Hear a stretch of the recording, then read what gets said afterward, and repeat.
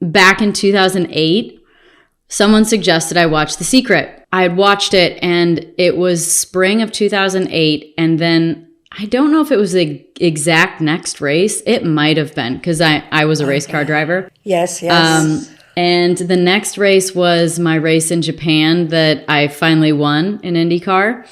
And I always connect the dots between watching The Secret and winning in Japan. Right. And so thank you so much. Oh, gosh, you did it. You're the one who did it. 2006 until now, unrecognizable life for me, I have to say, compared to prior to 2006, when I was just totally asleep to everything. So it's really good to be conscious. This podcast exists because I love talking to people and I love going deep. The purpose is to plant seeds of inspiration. We enter a space of vulnerability and relatability. And what you realize is that we are so much more alike than we are different. To quote Rhonda, we're all just walking each other home. And this show is just one step.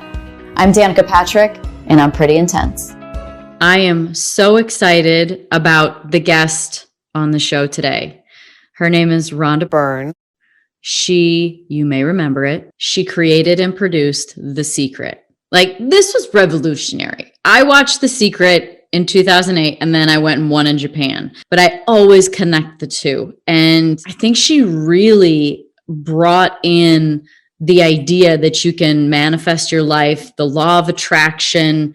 Thoughts matter. Thoughts become things, energy. She really, I feel, at least for me, she was the first one to bring this into mainstream. She's also an author. She's written a bunch of books. She has a new one that just came out called The Greatest Secret. Our conversation was all about her journey, how she had these epiphanies, her stories of transformation. And, she's constantly, she's really I think she's maybe reached a point now where she's not so constantly seeking and she's being much more. And it was just a fascinating conversation full of so many stories, and just like your jaw will be on the ground when you hear some of them, and just how magical the universe is and that it is so in your favor and it is not against you. And she gives so many good tips on how to live in that flow so that you can benefit from the infinite potentiality that the universe has to offer us versus what our limited minds have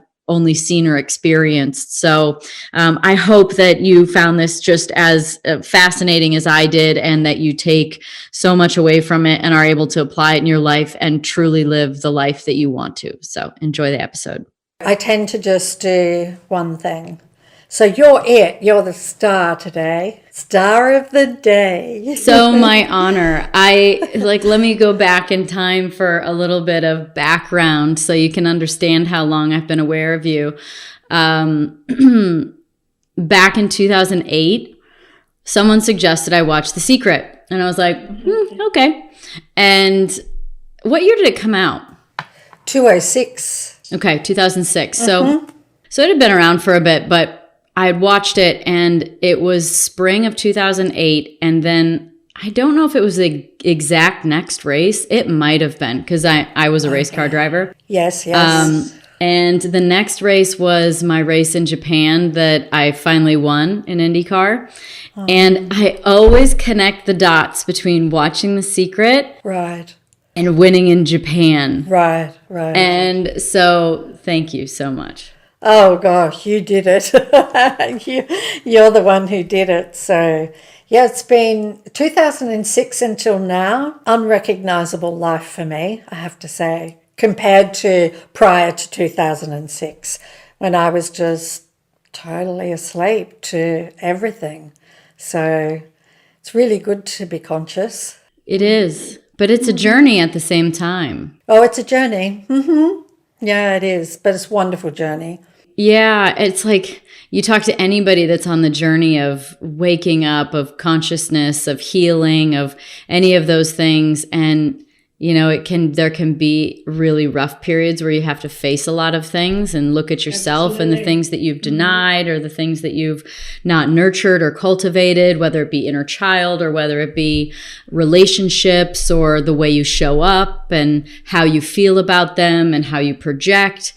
But at the end of the day, it's always a rise in frequency, and it's always a greater existence on a daily basis. Like your baseline changes. It does. And you just become, I wouldn't have been able to recognize this, I don't think, going back to 2006, but you become freer. So my first step to freedom was definitely the realization of the secret, and that we can create our lives whichever way we want to create them.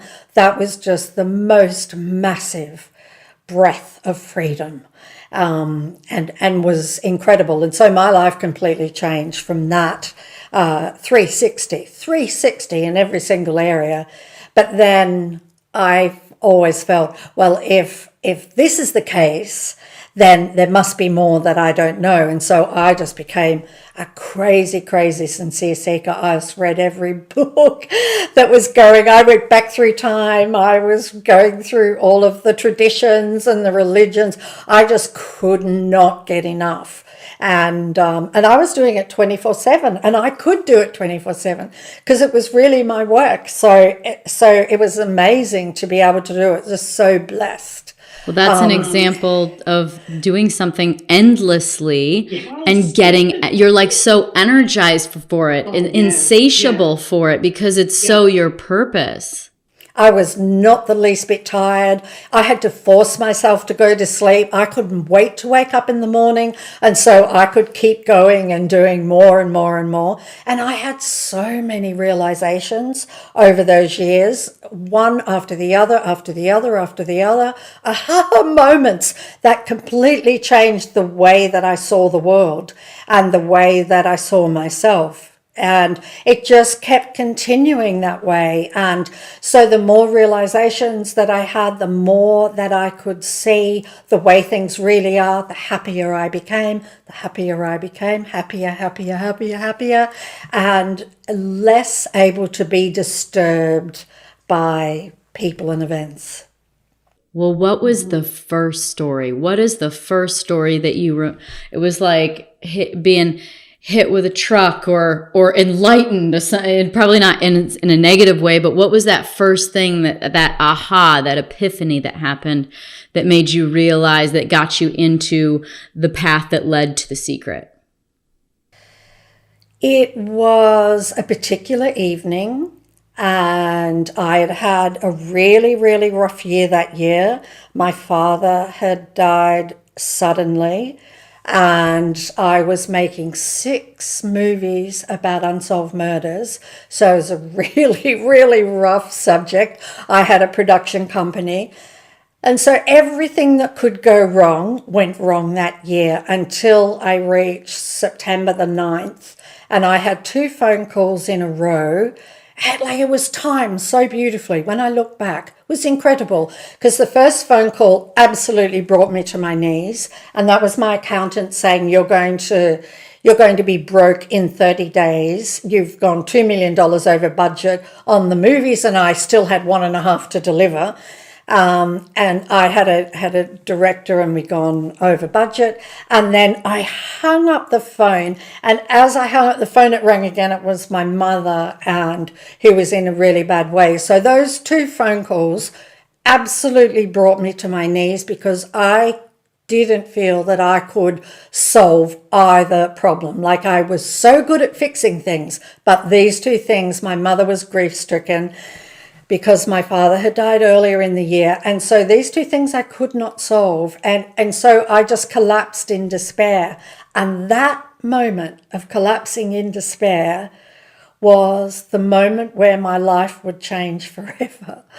Because my daughter, my adult daughter, saw me and just walked out and handed me this book, which was from 1910, and said, read this, it'll help.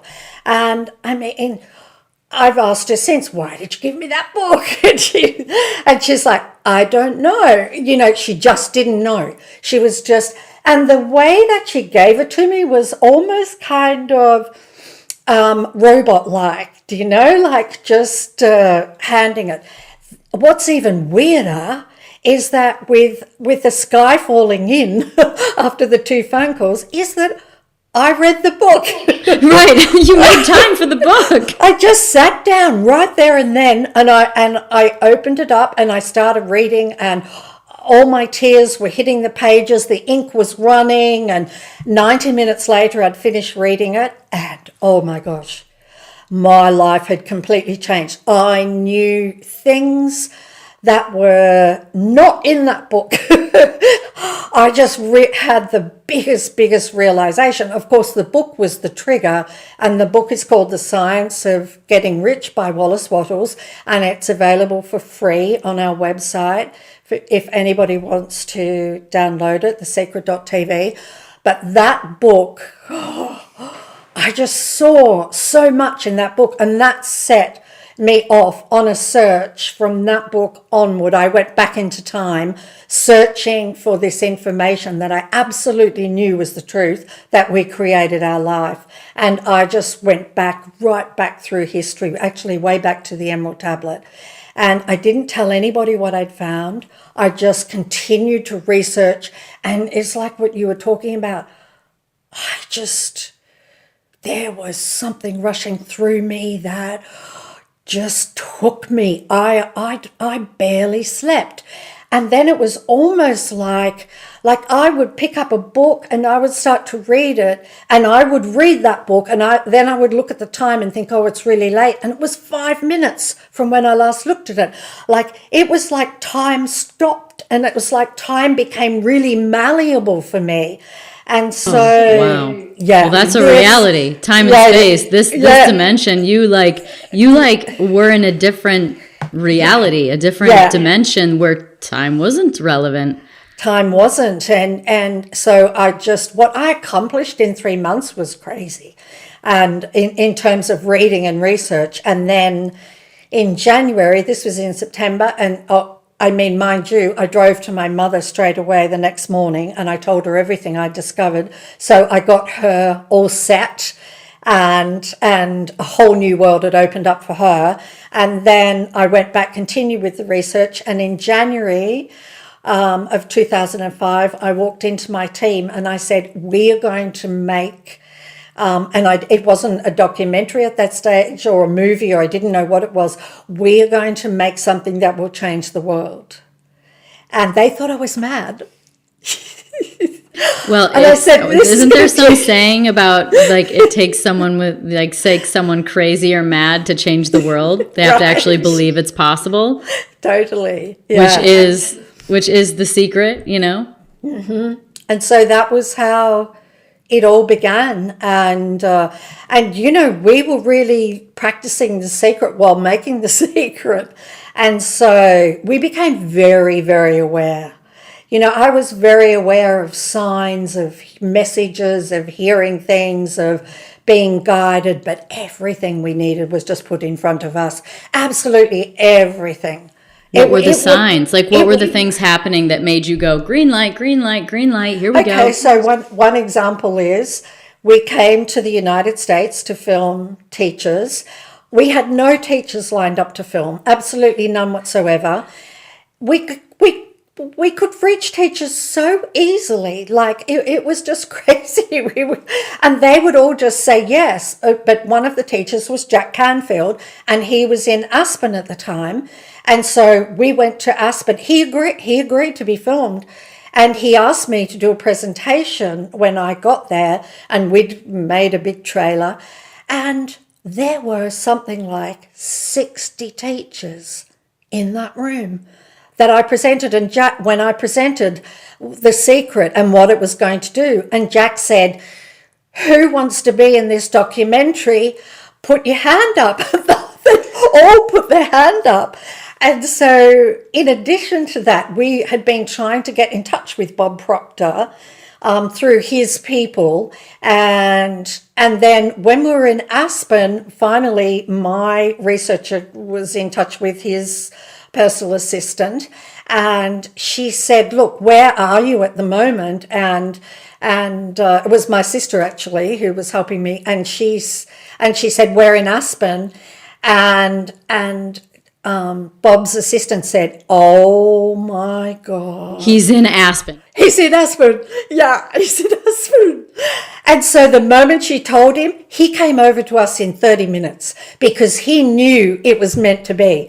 And they all knew, like, they all just knew something incredible was happening. And even the way we released it, like I'd had in my mind that because I had a production company that was that made content for television, and so in my mind this was going to be released on television through networks around the world in a 24-hour period. That was the way that I saw it, that it would be released globally basically at the same time. And so I had all of these networks all interested, and then there was this extraordinary thing. They all just dropped out, like one by one by one by one. And so I knew that this was not the way it was meant to go. And so I just opened myself to the possibility of it going out differently. We spoke to some film companies. They just wanted to buy it and, buy it out completely. And I wouldn't do it. And so then eventually what happened was I saw an advertisement on the internet, and you've kind of got to imagine a time that was so different from now. But I saw this British Airways commercial on the internet, and I was like, that's it. We released this on the internet. Now, no movie had ever been released on the internet. And I called my CEO and I said, we'll release it on the internet. It will go around the world in 24 hours. And he said, oh, that might be one way that you release it, but you can't release it that way entirely. Well, do you know, my CEO happened to be amazing at technology. He worked with a company that just happened to be 2 streets from my office who put out that British Airways commercial in Melbourne, in Australia. And he worked with them and created the technology for The Secret to go out on the internet. So it was the first film that had gone out on the internet. Wow. And within 1 hour of it going out, I knew that was it. Like, I just sat back, and it didn't matter what happened from there. It was out in the world, and that was all that mattered to me. But what's special about that story is that it's really easy to see the signs when it's positive. But it's hard, I feel like, to accept the signs when they're negative. And so as you were being left to dry with the networks about putting it out on television, I think that to me is was a striking part about the story, is that you go, okay, well, we're not going to do it that way. But that might be the point. And I'm curious how you got to the point where you could where you allowed the signs, both positive and negative, to equal in volume, because that would be the point in time where, my older self, where I'm so used to forcing, I would push through and I'd be like, well, let's call somebody else and let's figure this out. Give me the phone, send me I'll send an email. Let's go there. And I would push through it. And that's like, so can you explain how you got to that point and how you then, and how you also stay in alignment so that you don't force things that aren't, because you have to put effort into things, but there's a difference between effort and forcing to the point where you're getting enough signs that it's kind of turning into a wall. Yeah, that's true.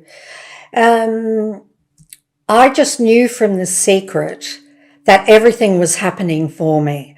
And that also meant that if there was a block, don't push against it. If there is a block, and that is something doesn't come through straight away, stop. And for example, like, I'll give you an example. We filmed a teacher that on I wasn't 100% sure about when we filmed that teacher, but there was a technical problem all through it, and it was unusable footage, And so I knew that person was not meant to be in it. Then there were other teachers that we contacted who didn't respond, really well-known ones, for example, who didn't respond. And I knew they were not meant to be in it. I knew that whatever we needed would be given to us. And if there was a block, I would not push against it. And as you say, actually, it's very different from what I used to be, because I used to be, I will fix this. I will do this. I will get it done and look for another way. But instead I would stop and I would wait to see what was going to be shown to me. And this is living the secret. This is really, really living it, where you understand that this is a friendly universe and it is doing everything for you. It is conspiring for you in every single area. And with the making of The Secret was the most spectacular thing I have ever seen in my entire life, because everything was done for us. And even down to the point where I remember we would be editing, and we were like 16 hours in the edit suite editing all of this masses of footage. And then suddenly the system would rainbow ball, in other words, it was going to crash. And I would just say to the editor, get up, walk away, because we were causing that rainbow ball. We were like this, we were too tense in editing, trying to push against time, not relaxed.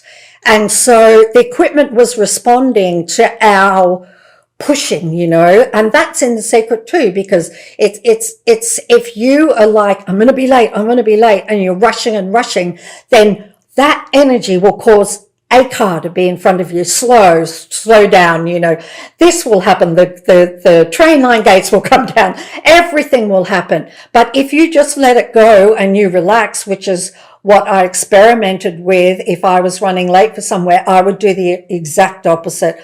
So I would just let go, I would stop rushing, and then everything would just line up and I would be there on time. That happens to me sometimes, because I say sometimes because my aggressive driving nature gets the best of me most of the time. But when I'm like, you know what, just relax. Instead of speeding up to get by that car, I'll just fall in line and wait. And then all of a sudden, every time, the car will move away, get off, it will turn. And I'm like, why don't I do that more often? That works so easy. Like, what's our cultural problem? What's our cultural problem? And then what is the solution to getting into that mode? And trusting that. I think it's not even about trusting it as much, because I think once you see it, you see it. But how do we keep ourselves in that mode? Because even though I can repeat these kinds of things to you in awareness, there's something in my brain. I don't know if I'm just too high beta state at times and whatever it is, but how do we get down to that state where we are allowing and flowing and one with the universe instead of constantly pushing against it? It's really is. I didn't realize what I was doing when I was doing it. These days I understand what I was doing, and I have practiced very deliberately to surrender and let go. And so that is what I do constantly.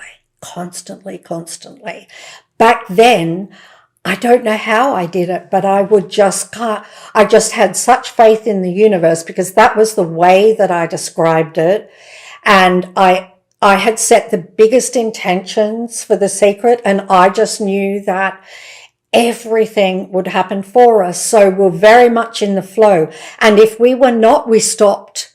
And we just walked away until we felt good. We came back and would continue working when we felt good. When I didn't feel good, I would not answer the phone. I would not open my computer. I would not do any of those things, because if you're on a really bad frequency and you open up your computer, in comes a whole lot of problems. And so on the same frequency. So I just wouldn't open my computer and wouldn't answer my phone until I could feel a whole lot better. And so that was a very deliberate way that I did it then. These days is very different. I don't have such a personal attachment to I am doing this, with the universe. The universe is doing this for me. I am the universe, kind of one with the universe. And so I am just in a complete state of allowing, surrendering, letting go, because we are the ones that need to get out of the way. Because everything that will be given to us, that will happen for us, is way beyond what we could even imagine for ourselves.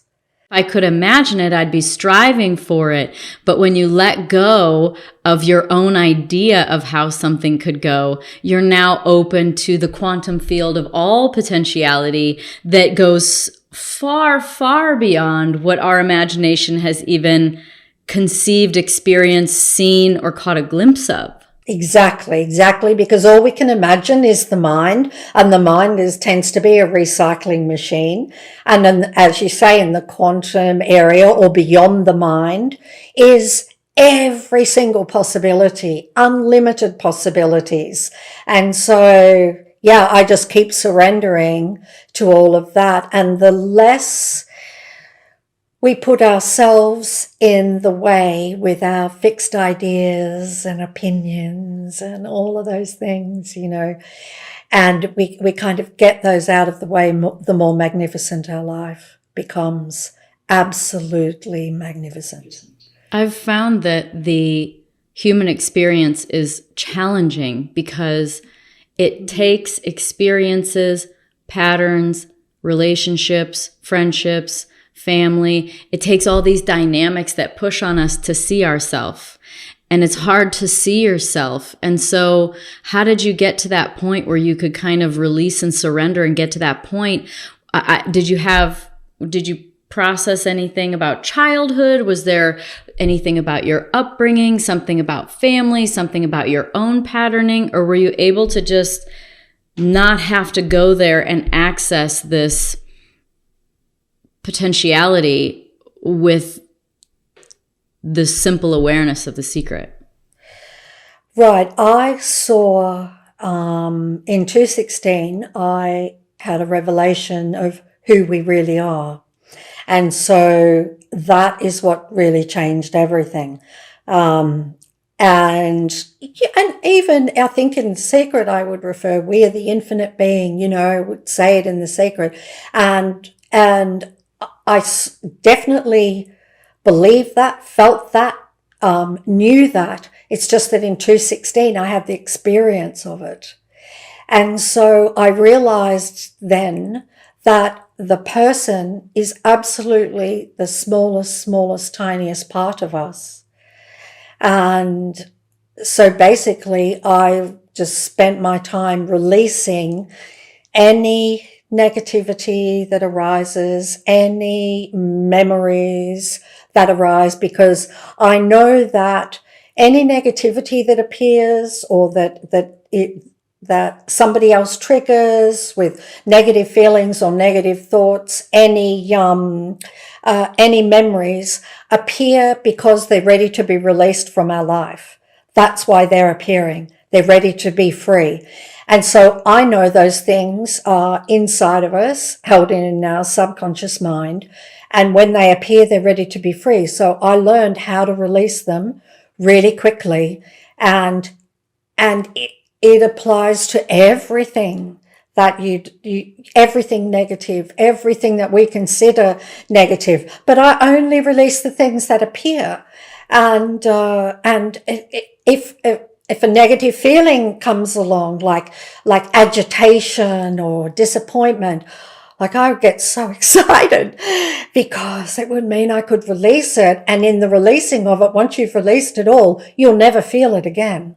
Like, there isn't anybody that can aggravate you in the outside world. The only reason they can aggravate you is because you have it inside you ready to be released, right? Which you know very well. So I just kept releasing and releasing. And what I found was the more I released, the happier I got.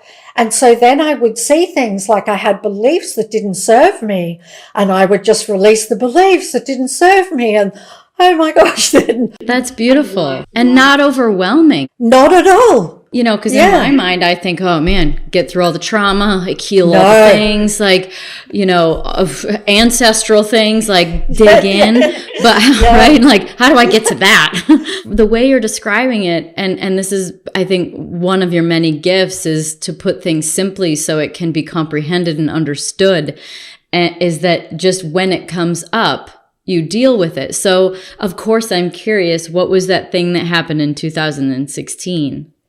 I had another kind of moment. I had another moment. I had a circumstance happen with a house that I was selling, and it ended up that I felt this. It fell through really quickly, and after I'd made all these plans to kind of move out in a week, and I felt this incredible disappointment in my body, and I was just like, how could I feel something like this when I always feel so good?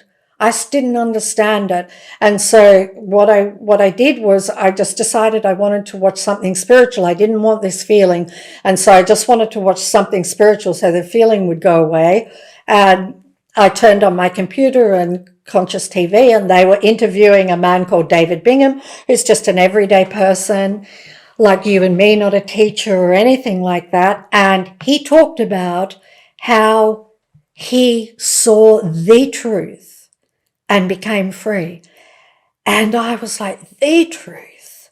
And I followed in his footsteps and did what he did, which he listened to a podcast and by a man called John Wheeler. I listened to that podcast. And do you know, it's really interesting because I watched the Conscious TV interview with him several times. I listened to the podcast multiple times, and then I reached out to David to speak to him. And this was over a period of 3 or so days. And then when I spoke to David, he sort of did an experiment with me where he showed me my mind focusing and what's there if my mind isn't focusing. What's behind my mind and has been there the entire time for my whole life. Yeah. And I was just, wow. And David said to me, you'd already seen it before we got on the phone. And I said, had I really? And he said, yes, but all I know is those few things, and I saw who I was from my own experience, the unlimitedness of who we are, and that there are no boundaries. And so everything changed again, massively, the way I see the world. And second huge step to freedom. Right. Well, it's just our perception that colors our world. It's not always nice. Sometimes we have things that happen to us. We have patterning from parents, patterning from friends, and in growing up in environment, television. We have all kinds of different things that give us a perception. And again, since it's so hard to see ourselves, it's like you have to have these moments, right, where you go, oh. So what is the letting go process then? So the technique to help release things, and I keep working on it all of the time because in fact, I just said to my daughter, I have to find a simpler way of saying this. I just want it to be simpler, and I've covered it in my book, The Greatest Secret, but I still, I'm always looking for simpler ways. So one of the things, just to understand so people can get the feeling, is one of the things that we do is we resist all the way along in our life. We resist when something happens that we don't want to happen. And I don't want that, we resist. And so we're kind of enjoying the things we like, but the things we don't like, we're like pushing them away, including people, or a comment that somebody makes. We don't like that comment and it affects us. And so that's all resistance. And resistance is what causes all the negative feelings and contractions inside of us. And so what releasing does is it stops us from resisting. And so if a negative subject arises, a negative memory, a negative feeling, it is because we have just resisted. And so to counteract that resisting and stop that resisting, we do the opposite to resisting. And so what we do is like, I could say just like relax, but I say welcome it. Welcome the feeling, welcome the memory, welcome the thought. And it's really just that we don't try and fix it. We don't try and change it. We don't try and make it go away. We don't try and do anything to it. We just allow it to be there. And in the allowing of it to be there, we stop resisting, and the energy just evaporates.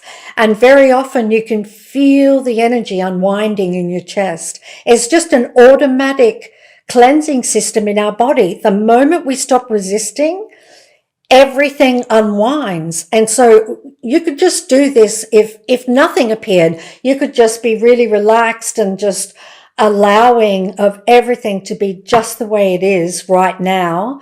And so to be very present as well, of course, helps to do that. And then all the energy that is trapped just begins to unwind and be released.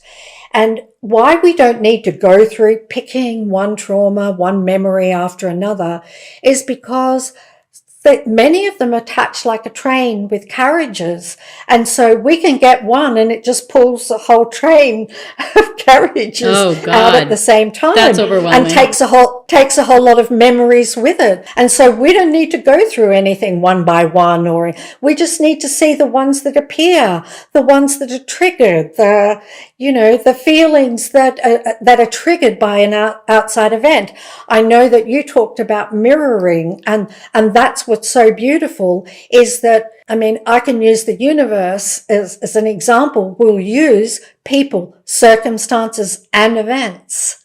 It will use all of those things to show us what needs to be released, and so it's just everything that happens to us is the most beautiful gift steeped in love and designed for us to be happier and to be free. And so that's how I release. Now you get that good at it that I don't even know how I do it now. I just you feel a relief. You just kind of welcome and just sort of sink, and you immediately feel a sense of relief through your body, and you just feel this thing dissipate and disappear.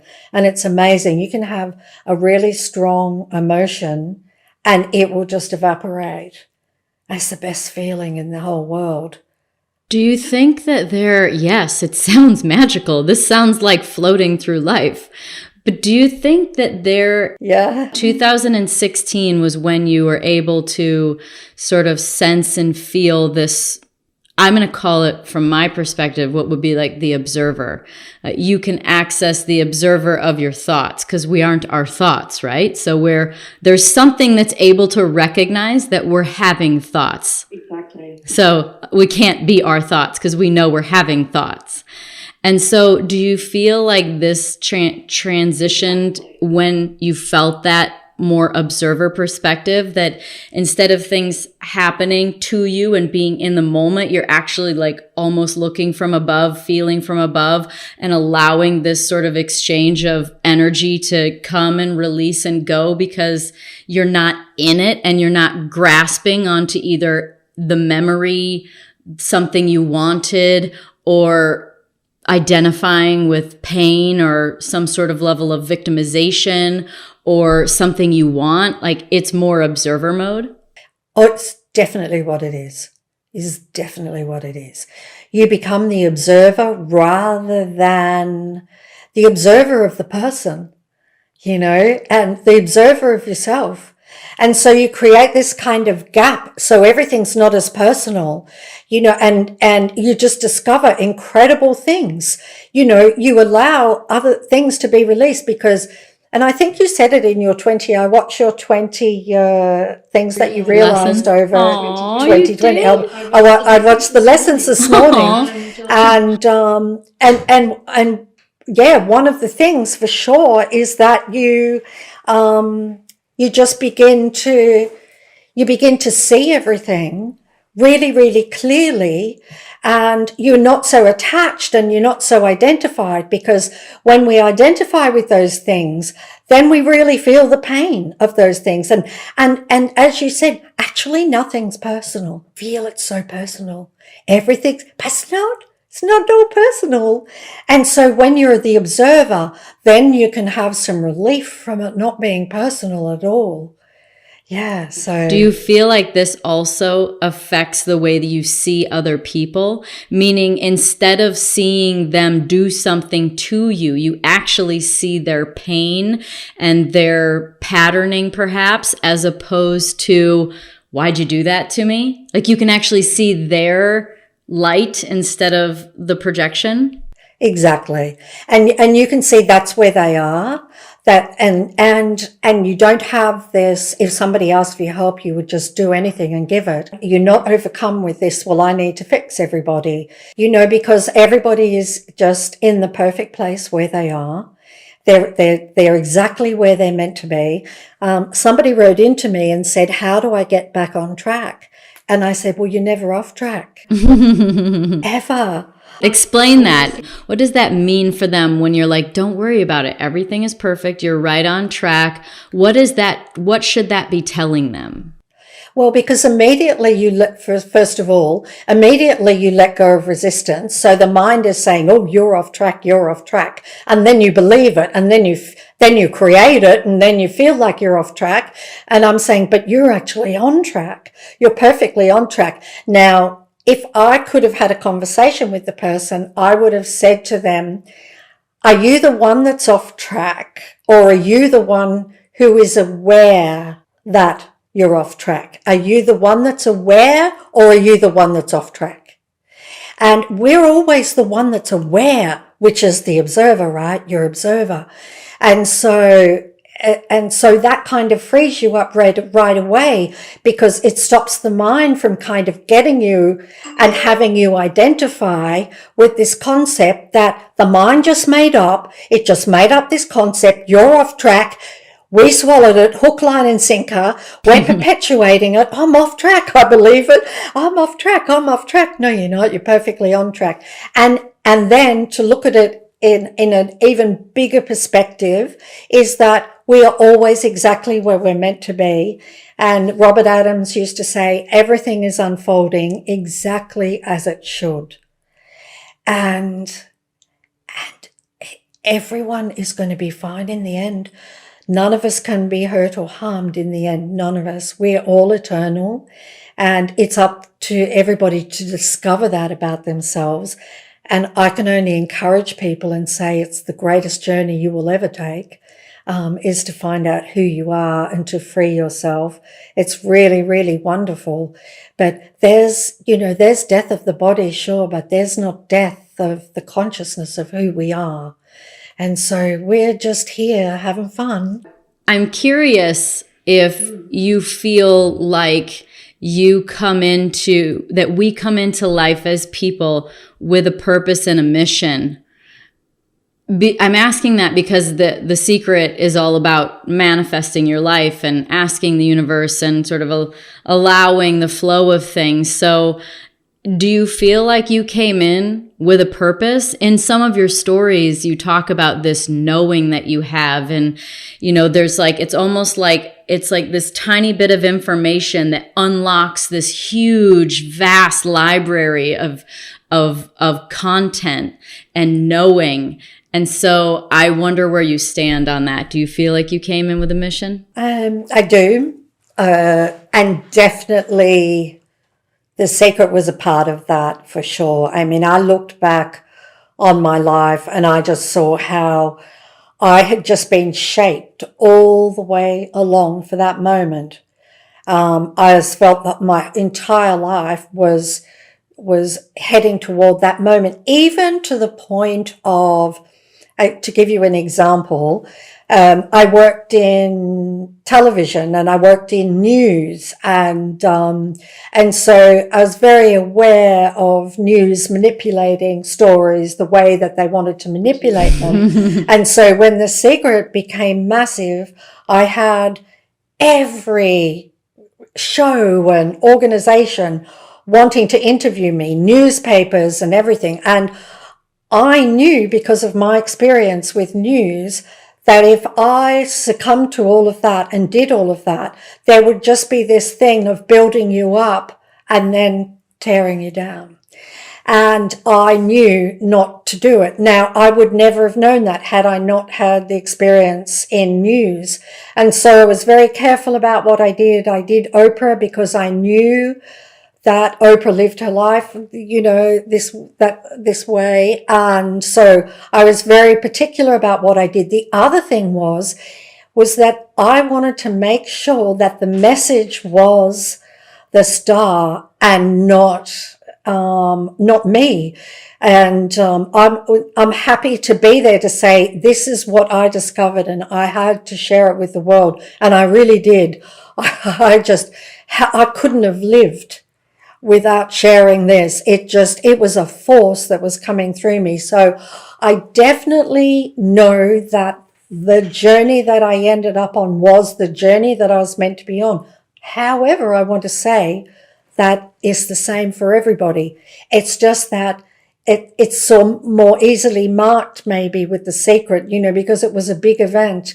But with everybody's lives, there may be a mother and she has 3 children and she does all of these things of bringing up the children, and the children grow up to be beautiful human beings. That is exactly what she was meant to do. She is meant to be the beautiful mother, to have that experience, to shape those beings, her children. And so I just know that that's why we're on track in any given moment. Even if we're hurting, we're still on track. Now, but what is our purpose? And our purpose, I'm absolutely convinced, is to find out who we are. And so I think that's our purpose, is to realize that we're much more than what we're seeing. And I think that's our ultimate purpose, because when we discover that, we're free. When we discover it, I don't mean as a concept or intellectually, I mean when we experience it for ourselves, then we are free. And then we find permanent happiness. And then we're not afraid of death because we know we don't die, so. Have you had any transcendental or very spiritual moments that showed you a different reality, or showed you perhaps source, God, higher dimension? Have you ever had any of those moments? I have, yes, I have.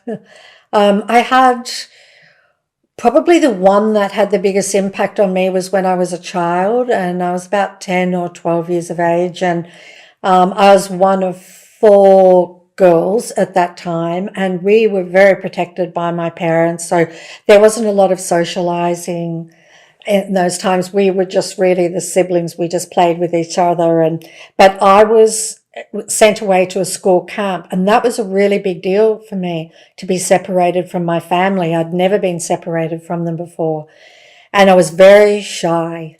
And so we went to this camp, and somehow or another I had developed this really, really bad, what I came to see later on, migraine headache.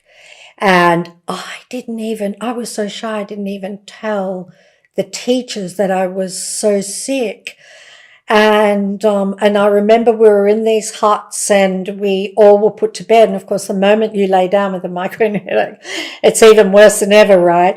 And I felt so ill but still too afraid to tell anybody. And so I just walked out of the hut. I can't even believe I did this, but it was night and I walked out of the hut and down the little steps, and this camp was by the ocean, and I stood on this cliff edge, and I said in my 12 or 10-year-old way, if there is a God, please take away this headache right now.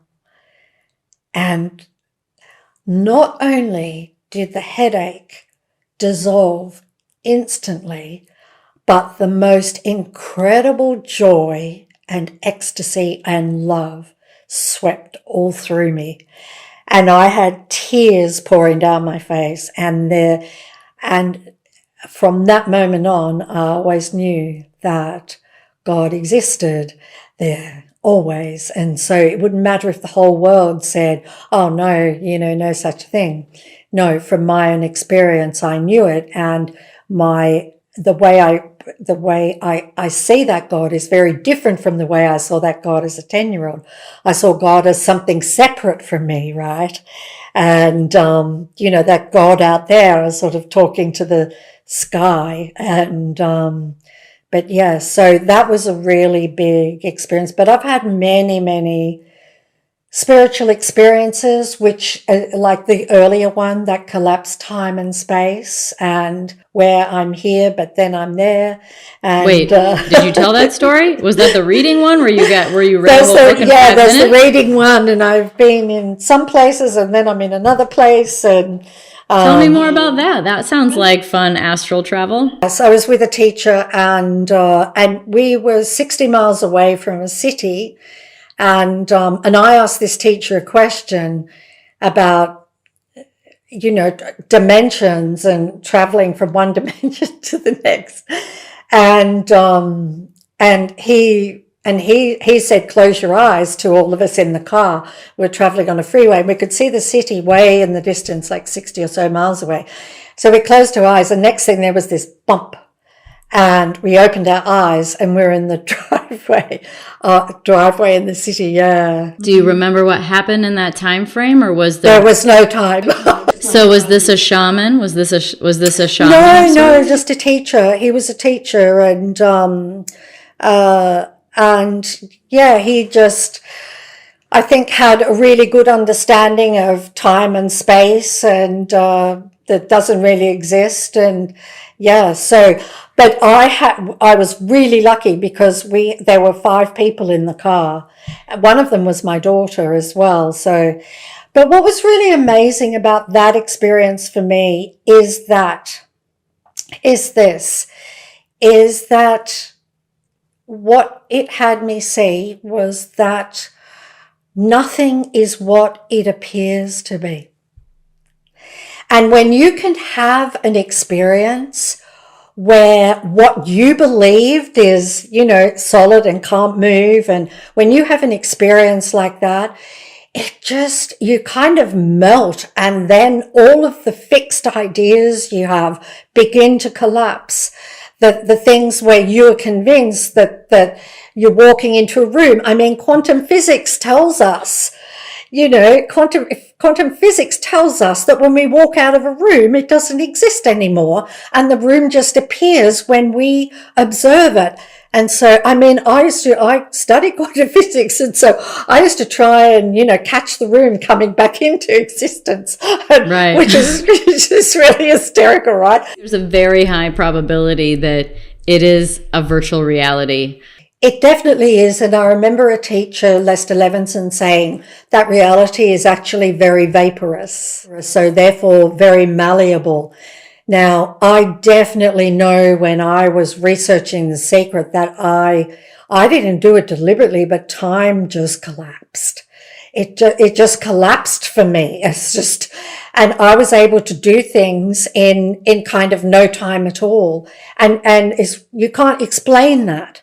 That's beyond what we see as reality. But I would just say to people that if you look at quantum physics, everything that you think is real isn't real anyway. Yeah, even the doctor the scientist who discovered that, and I'm not going to say this in exact scientific terms, but basically when he discovered that nothing's really real, nothing's really matter, it's just energy. It's like energy. It's just energy. It's little tornadoes. We're just a little mini tornado. We're at this density where we sort of collect into this form. But when he discovered that, he got up the next day and put his feet down on the ground and was afraid he'd fall through the floor because he knew that nothing was actually matter. I can actually relate. I can actually understand that. I've not had that experience, but I can totally understand that. Is when you can see that none of it's really there. And I have had realizations of, oh my gosh, everything that we experience of the world is all experienced on the inside. We can actually prove there's an outside. Like I would go through all of these experiments to break down the very concrete structure that the mind has created so that I could open to the possibility of seeing the way things really are. And of course, the way things really are way more beautiful than the way the mind has constructed it. Way more beautiful. What have you learned? Are you aware of your gifts?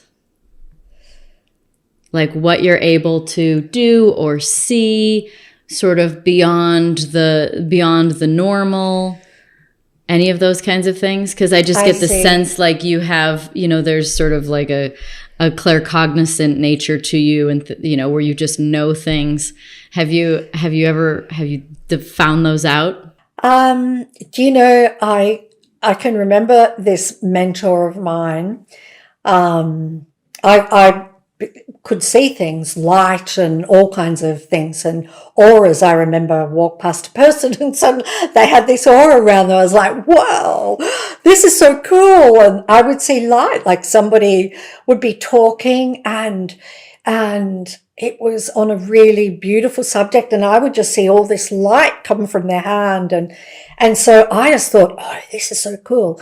And so I had a mentor at the time who's Spanish, and who's the imperator of an order an order that helps raise consciousness. And so I was telling him about all of these experiences that I had. Like I was super excited to tell him. And he just sat there kind of like this.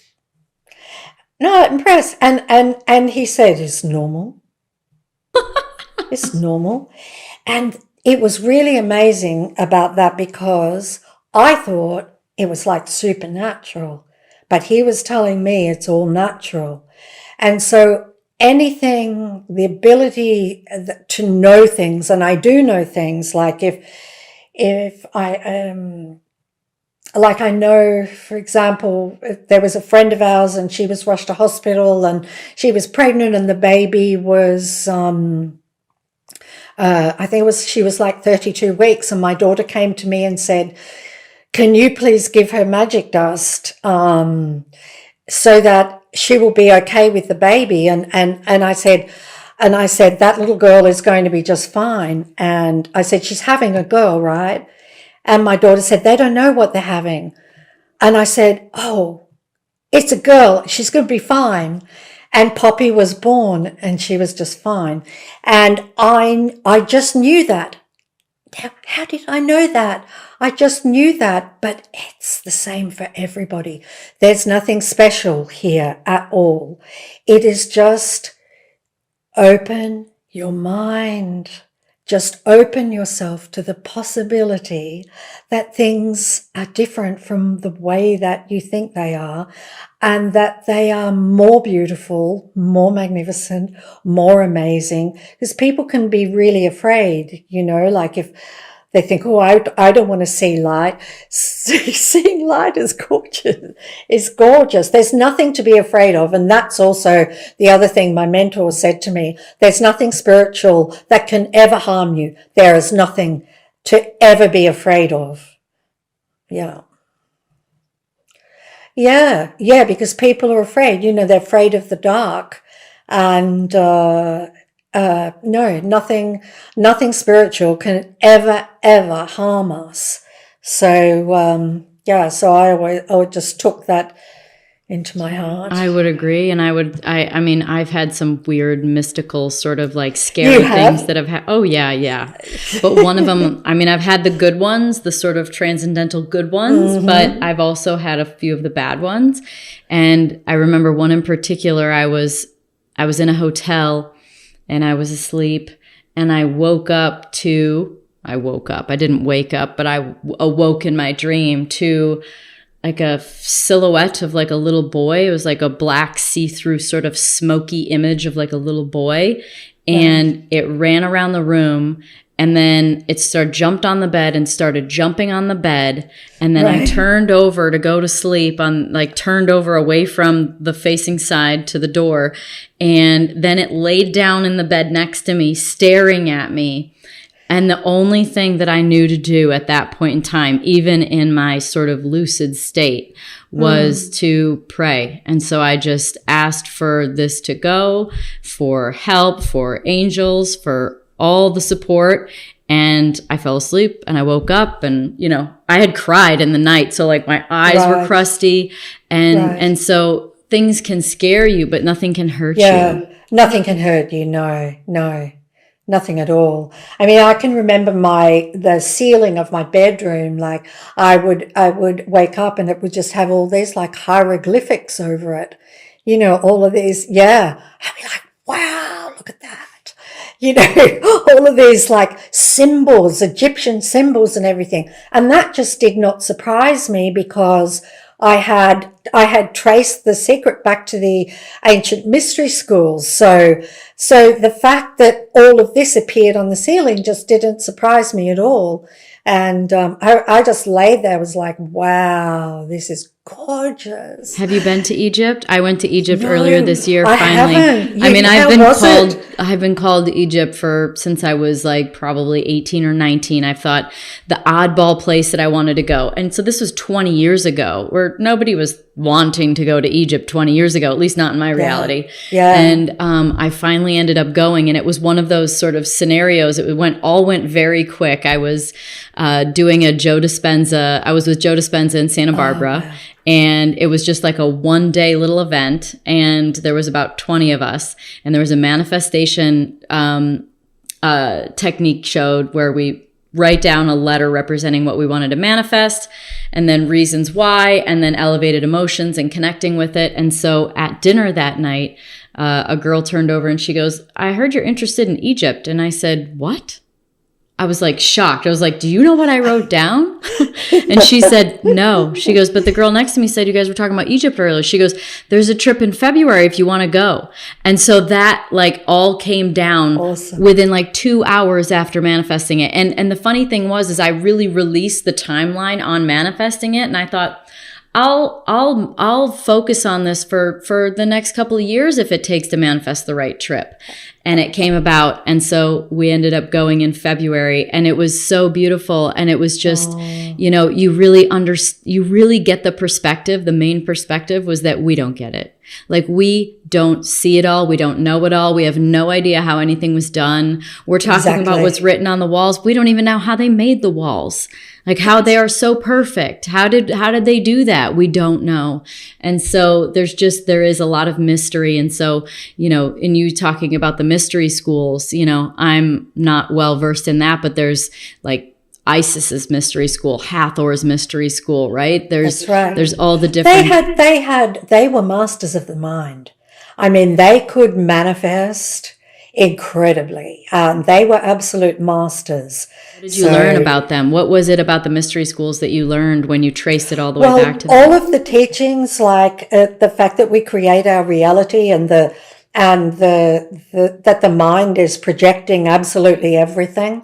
And so the mind is creating everything. And so that was really the biggest thing. I mean, basically it's all the principles of the sacred. I mean, it's just the law of the mind, and it's the way that everything works, and subconscious mind and the conscious mind and thought. And so all of those things which came from the mystery schools, there was an order where it's called the Rose Cross Order in Europe, and I landed upon that order when I was going back in time, and that order took me to all of these incredible people like Francis Bacon and all of these, Victor Hugo and all of these men who knew all of this. Yeah. And Isaac Newton, who was a part of this secret order. And the reason it was secret was because you were executed if you tried to empower people then. And so they worked in secret. But all of their teachings came from the ancient mystery schools. And so I studied these teachings of the Rose Cross Order. I've done something like 22 degrees. So I've studied those over the years since The Secret. And it's incredible because you learn all about, just everything, all about the physicality, the cycles, the karma, the law of karma, and all of the things that you learn. I saw that you had the book by the three initiates, the Kabbalion. And so you learn all of those things, the law of vibration, the law of gender, and all of those kinds of things. And so I learned all of those things, and then many spiritual things, and one of the spiritual things I learned was how to pop clouds. And you think, well, why do you need to pop clouds? Well, because it shows you the power of the mind and the focus of the mind. And so that's in a degree, like years into a degree. I think that was like something like the 11th degree. And I thought, wow, can I do this? But you've taken all of the steps to that path, and it's just understanding that everything is consciousness, and that cloud is not all that way away from me. And so we were taught to put ourselves in the middle of the cloud and blow it away. And so I would project myself into the middle of the cloud, and I would feel the cold of the cloud all around me. And then I would just blow it away. And I would open my eyes and I would see, a whole lot of the cloud is gone. I'd close my eyes again and I'd just blow again, and the cloud is completely gone. And so they did that so that you can understand the power of the mind, that all of this is the mind, and we have the power to be able to do things like that. The three initiates, the whole thing is that all is the mind. All is the mind. Yeah. All is. Yeah. So how many degrees are there? 33. Is this masonry? It's not the Freemasons. No, it's completely different from the Freemasons. Yeah. So it's nobody's ever heard of this order. It's not so much. Yeah, not so much in the United States. I think more in Europe, because the order has at the moment, it's in the Canary Islands. So, but the teachings are translated, and and you get pamphlets, and you learn everything about the world, the duality of the world, the mind, karma, the body. You come to understand that the body is a perfect mirror of the solar system, and each organ is reflected in the solar system, and that as within, so without, as above, so below. And so all of those things, you're just learning them and seeing those things, and it's just all revealed to you very precisely and exactly, very exact. And these teachings have been passed on through hundreds of years and preserved. for people, who are ready for, to learn about that kind of thing. You learn all about vibration and sounds and and, what you can even do with the sound, how you can use that. I don't do any of those things anymore. I loved it all, the ums, the rahs, the mahs, I loved doing all of those things and understanding, like they tell you the lost word and all of these incredible things. But, and I have all of that, I guess. So I've absorbed all of that, and it's all fantastic. And without a doubt, it has helped me on my journey. But I'm not kind of seeking out that kind of thing anymore, because I feel that I've just found all that I needed to find. Well, what I keep hearing is, in all of these stories that I'm so grateful you're sharing, they're so interesting, is that you have proven over and over and over in different ways how powerful the mind is, and that might be kind of what I'm feeling for even myself, or maybe someone else might need to hear, is like, just try things, just see what you can do.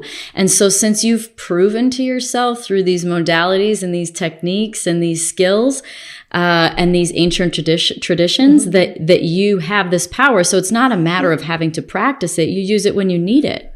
That's true. That's absolutely true. And my life is so smooth that, and also is so smooth, but also I'm so allowing of everything. Now I'm just like, so if something happens that normally I would think, oh, I don't want that, or I want to change that. I don't want to change it. I just know that everything is unfolding perfectly. And so if something occurs that is maybe not what I want, then I just really release that. I release that feeling that I don't want it. And then it changes. That's the thing. The only reason something stays the same is because of our resistance. Yes, grasping. Exactly that. I'm so good at the death grip too. I practiced it for 27 years. Fundamentally then, in all of this learning and all of this exposure to these traditions and in history, why is it hidden? Look, I used to ask that question all the time of the Imperator. I would say to him that, all of these secrets, they should be released into the world. People should know these things. And he would say to me, people aren't ready, and they're not ready to hear these things. And he said, anybody who's ready will be led to these things. So in other words, when the student is ready, the teacher will appear. And you've just got to be sort of on that frequency. And so I remember that I used to think, the Imperator, he would have masters appear, and I'd be like, oh, I want a master to appear. I want a master to appear. And so he would say to me, there's only one master. Yes. And the master is within you. There's only one, and the master is within you. And now I see that. I see all of the things that he used to say to me, and that all of them made, some of them were frustrating at the time. I was going to say that. Isn't it always frustratingly simple, the advice? Yeah, and you're like, that's not helping right now.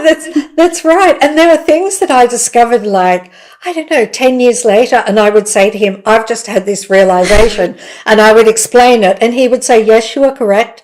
And I was like, why? Would have helped me a lot if you told me that 10 years ago, But I wouldn't have been able to hear it. You can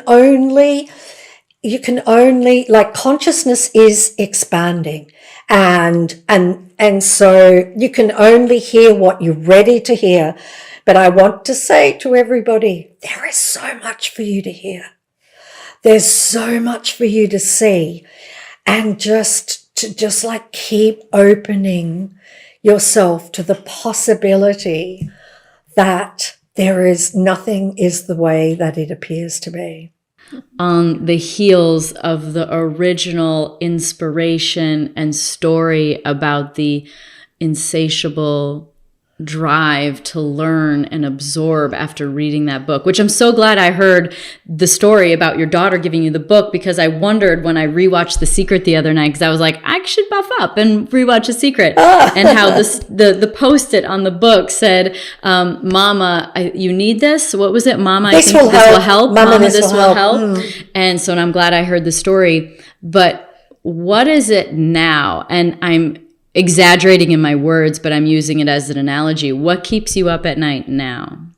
Just being. Just being. That is like, and it's such a dud answer because it's not very exciting, you know. So it's kind of no mind, you know, just letting the mind and just being. And one thing that I found was The Secret was so extraordinary in helping me use the mind for what it's meant to be used for, which is to create what we want. And so my thoughts became positive, and I really became very aware of negative thoughts, and I wouldn't allow them to roost on me. So my life really became incredible in every area of my life because all of my thoughts were really positive. And I would pick people up when they would say something. I'd be like, don't say that, you know, don't say that. Change what you're saying, you know, cancel that out, say something else, say what you want, not what you don't want. And so my life was really, really incredible. The difference now is, so The Secret helped me so much because it helped me master the mind in that way. And now the mind does not have control. It doesn't have control.